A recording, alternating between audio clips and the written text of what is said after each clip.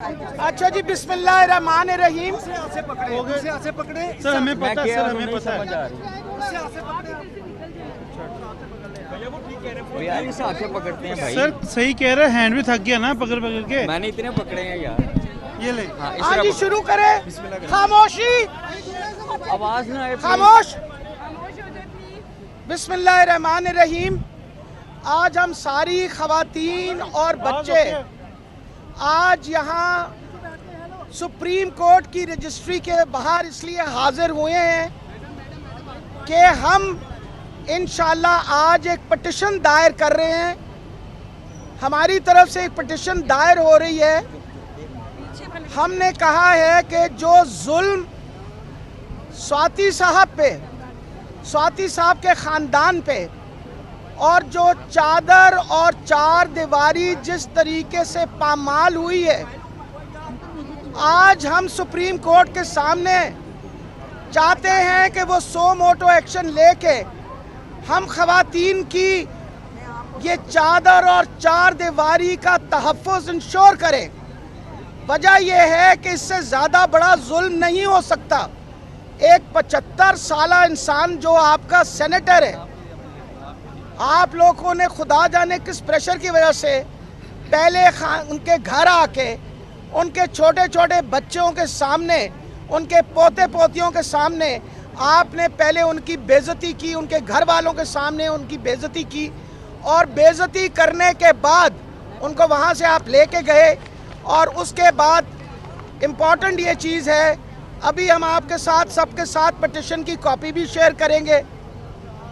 उसके बाद जो सोने पे सुहागा था, आपने अपना जुल्म वहाँ नहीं रोका। आपने एक ऐसी वीडियो रिलीज़ हुई है जिस वीडियो ने हम सारी खवातीन का सर शर्म से झुका दिया है। इसका मतलब है कि पाकिस्तान में कोई खातून महफूज नहीं है।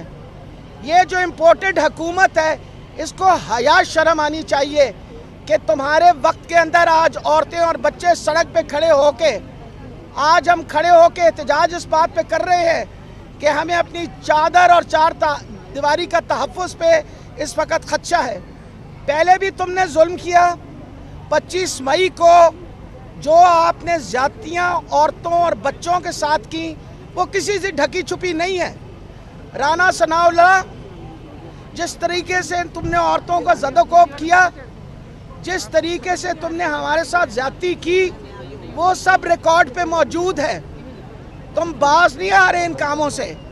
और ये मैं बता दूं कि पाकिस्तान की आबादी 50% औरतों की है।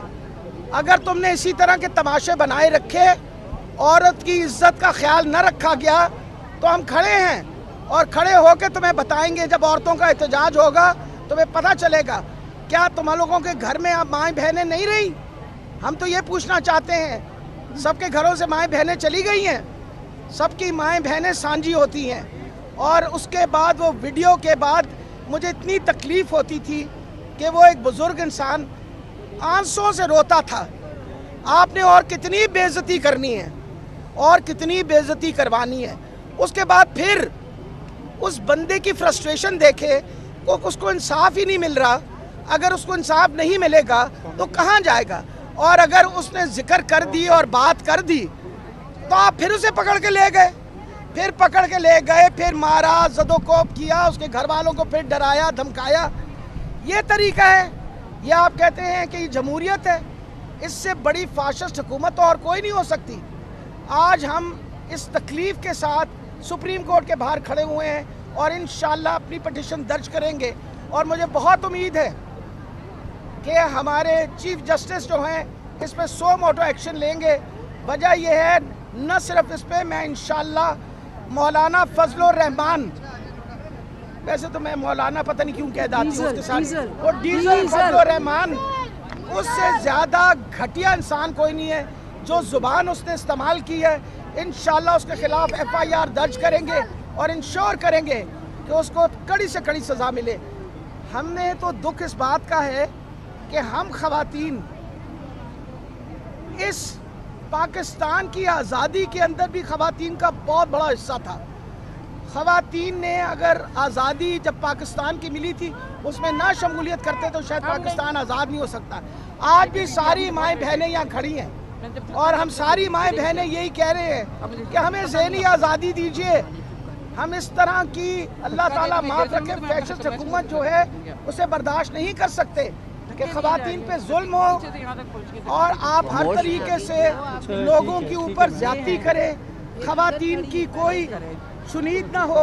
मेरे साथ देखें क्या हुआ, यानी मैं एक खातून होके एक गाड़ी में, आप सबके पास वो एविडेंस है, मैं थी, मेरे साथ मेरी बहन थी, मेरी बेटी थी, हम गाड़ी मैं खुद चला रही थी, मर्द पुलिस ने मुझे घसीटा।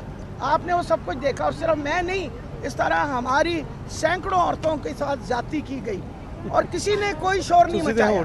मैं अदालत से रिक्वेस्ट करती हूँ कि आप खुदारा आंखें मत बंद कीजिए।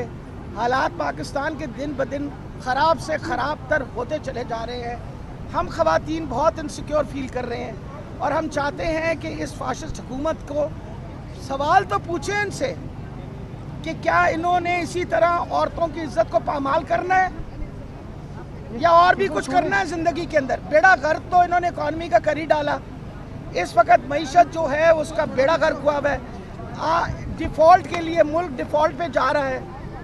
अब जब खान साहब ने कहा कि मैं असम्बलियाँ तहलील करने लगा हूँ तो कहते ना ना ना तहलील ना करना। वो वजह है कि डर दे मारे उन्होंने जान निकली हुई है। इलेक्शन अगर दोबारा होगी तो यकीनन तहरीक इंसाफ ही 2/3 मेजॉरिटी से हर सूबे में जीतेगी और फेडरल गवर्नमेंट में भी जीतेगी।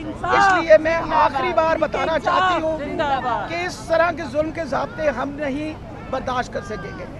जुल्म के ये ज़ाब्ते हम नहीं मानते, जुल्म के ये ज़ाब्ते हम नहीं मानते, जुल्म के ये ज़ाब्ते हम नहीं मानते। मैं अपने वकील के साथ पिटिशन अपनी जमा करवाने जा रही हूँ। मैं सारी बहनों से रिक्वेस्ट करूँगी, ये कॉपी आपको जी। एक सेकंड, 1 मिनट यार, आप 1 मिनट। जो उनकी तर्जुमान है उनको शोकाज नोटिस जारी कर दिया है। चुप हो जाओ। शोकाज नोटिस जारी कर दिया अदारों पर तनकीद के हवाले से। आप और एक पेज पर हैं। देखिए जी, जहाँ तक मेरा ताल्लुक है, आज मैं औरतों के हकूक के लिए बाहर निकली। एक औरत होने के नाते हमने बरसों इनकी बदमाशी बर्दाश्त की। अगर आप मॉडल टाउन का सानिया अगर आपको याद हो तो ना हत्ती एक बेचारी प्रेग्नेंट खातून को, इन्होंने हामला खातून को कत्ल किया, मुंह पे गोली मार, उसके छोटे छोटे बच्चों के सामने। हम कब तक ये जुल्म बर्दाश्त करेंगे? आज हम सारे निकले और यकीनन जिस इशू पे मैं आज निकली हूँ, सारा पाकिस्तान, सारी पाकिस्तान की खवातीन हमारे साथ खड़ी हुई है।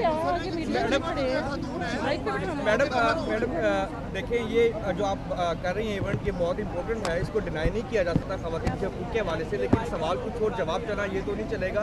आप उसका सवाल जरूर जवाब दे दीजिए कि असम्बली तहलील करने के हवाले से 2 दफ़ा ऑलरेडी चीफ मिनिस्टर ने ये ऐलान किया है, इमरान खान जब कहेगा मैं असेंबली तहलील कर दूंगा। उनकी मुलाकात के बाद जो डिसीजन आएगी, आप लोगों से कुछ छुपी तो नहीं होगी ना? तो कोई ऐसी खास बात मैंने करनी थी जो आपको पहले पता नहीं थी? मेरा बच्चा, यही सारी बातें, वो शेख साहब को आदत है इस तरह की बातें करने की। कोई बात नहीं। Thank you very much. Thank you.